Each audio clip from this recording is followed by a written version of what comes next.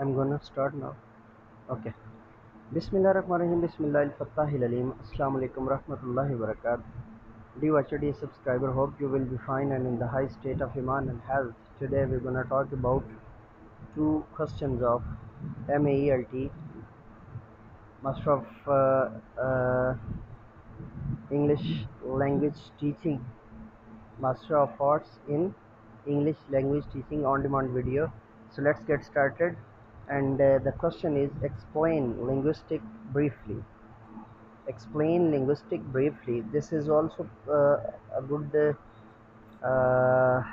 question for the BS students, for the uh, student of linguistics and literature. So let's get started. Question: explain linguistic briefly. Answer: the scientific study of language and its structure, including the study of grammar, syntax, and phonetics.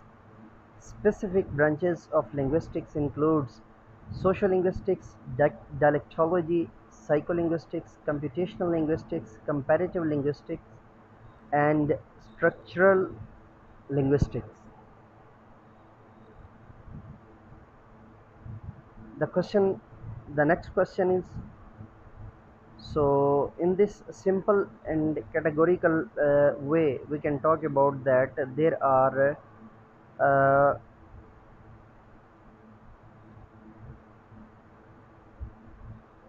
almost 7 or 8 branches. We can briefly discuss: sociolinguistics, dialectology, psycholinguistics, computational linguistics, comparative linguistics, and structural linguistics.